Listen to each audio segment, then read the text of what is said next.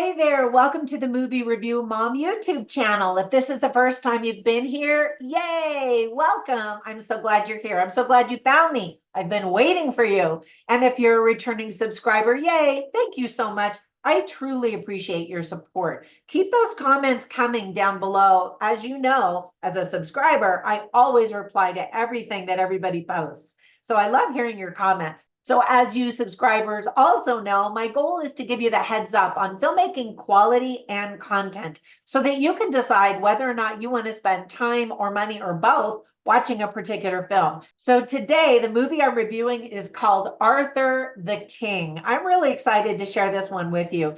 This heartwarming movie is based on a true story and it premieres on March 15th, 2024. To learn more about its screenings, check out at Arthur the King movie. The film is rated PG-13, mostly for strong language, and the length is an hour and 30 minutes long. My overall movie review mom grade, if you haven't guessed, is an A. Like I said, I really enjoyed this film. So first I'm going to give you an overview in a nutshell, and then I'll point out things I liked, things I didn't like. I'll give you tips for parents, themes worth talking about, interesting lines, funny lines, and recommendations for other films that are sort of similar that you might also really enjoy, especially if you like this one. Ready to dive in? Me too. So the story is about an adventure racer who adopts a stray dog he names Arthur the King. Together, they participate in a high adventure endurance race in the Dominican Republic. Already, the movie has won Truly Moving Picture Award at the Heartland Film Festival. I agree, 100%. The film was directed by Simon Kellen Jones. Writing credits go to Michael Brandt, based on the book by Michael Lindnord, who is the main guy in this movie. Some quick tips for parents. This is family friendly. However, there is some Spanish spoken without subtitles. There is some light profanity. We see a wounded dog, and people are in perilous situations. Some of the themes that are illustrated very well in this movie are weakness, suffering, choices and consequences, survival, selfishness, teamwork, and pushing yourself to be better. So the list of things that I liked is very long, starting off with I've been a huge Mark Wahlberg fan for many years. I love that he's in this. He does an excellent job in this movie, even though I wanted to shave his face the entire time. I love that he has been selecting so many inspirational family-friendly movies lately. He also served as one of the producers of the film. I also love that just a couple of weeks ago, he and the actor who plays Jesus in The Chosen, have you ever seen that? Fantastic. The two of them are both Catholics and they got together and created a special video that went viral about the beginning of Lent and preparing for Easter. And I love that. He has become much more religious in his years, recent years, I should say. And I love that he's not shy about it at all, because oftentimes Christians kind of get bashed in Hollywood, but he is making no apology at all for it. And I love him even more for that. The rest of the cast is also fantastic and includes Natalie Emmanuel, Simu Liu, Michael Landis, Ali Solomon, Juliet Rylance, Rob Collins, and so many more, but everyone truly was outstanding. The title is intriguing and made me want to know more about the story before I watched the movie. I hadn't seen any trailers. I really didn't know anything about it other than it starred a guy I really, really like.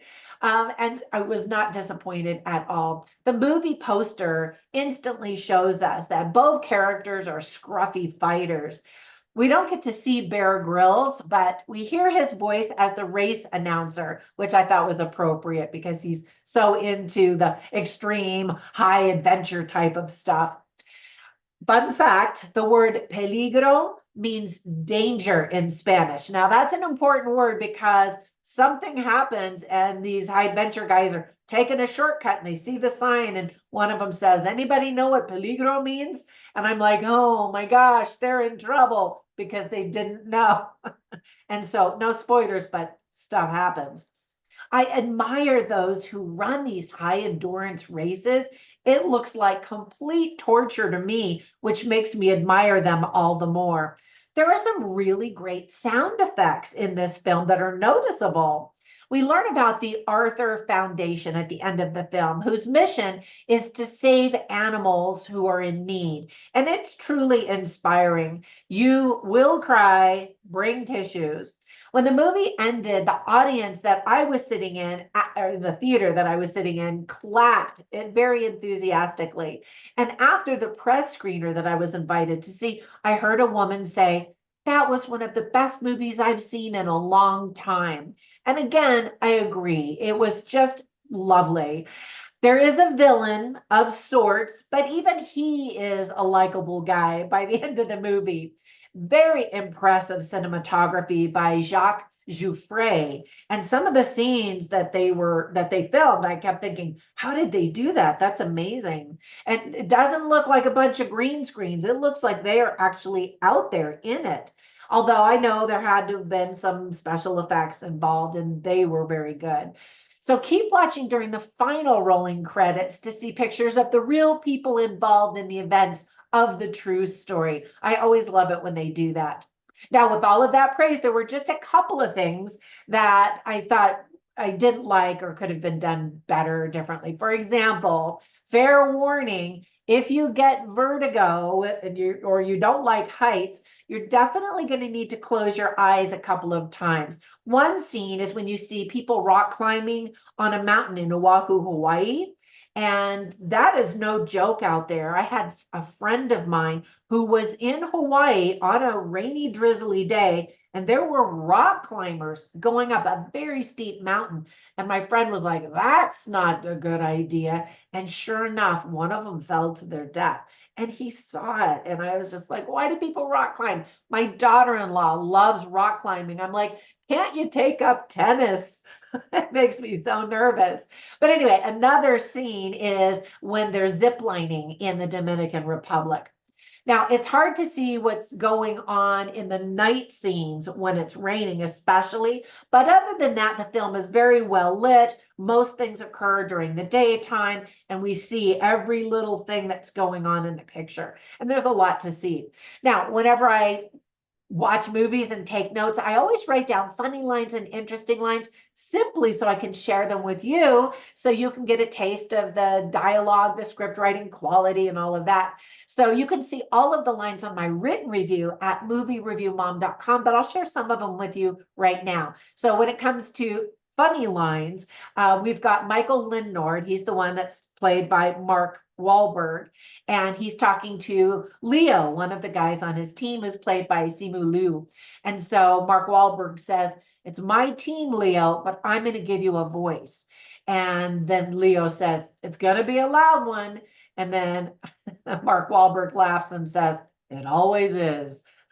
And that's one of the elements of the story, is kind of a power struggle.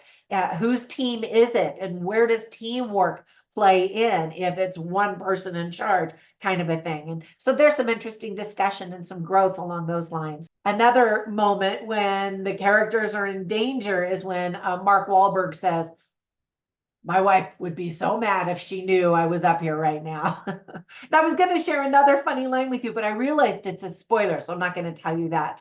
But then there's another conversation in terms of the interesting lines I wrote. The dad of Mark Wahlberg, and I couldn't find the name of his dad. I guess it's Mr. Lindnord.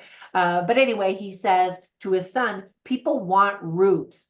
And Mark Wahlberg's character says, "What do you mean? I have a family, I have a house." And his dad says, "There's more to marriage than just a house," which of course is true. But some other interesting lines reveal Mark Wahlberg's character and outlook on life. And early on in the movie, he talks about suffering, and he says, suffering is a skill. And for him, wow, that is a valuable skill, because he does suffer quite a bit in this movie, but he recognizes that he has grit.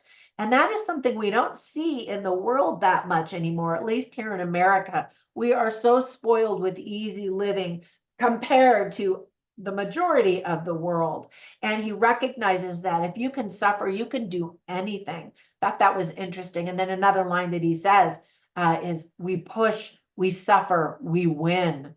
And I just hadn't seen that really portrayed in a movie in quite a while. So I really like that. Now, I instantly thought of three movies that I wanted to recommend to you that are sort of similar. The first one is Megan Levy, which is also based on a true story and is about a military woman and her love for her dog, who was a military dog. If you haven't seen that, definitely check that one out. And then another one that's also based on a true story is called Dog. That one stars Channing Tatum and also a military type of a situation, and just how powerful dogs are in our lives. And then the last one is the more recent version of The Call of the Wild with Harrison Ford. Did you ever see that one? Again, it's a dog and his master and their relationship and the suffering that they both endure and the growth that they also endure or see, I should say. Definitely check out all three of those movies. Have a fantastic day and comment down below. Let me know what you thought of this movie once you see it. I think you're really going to enjoy it. Have a great day. Catch you in the next one. Bye for now.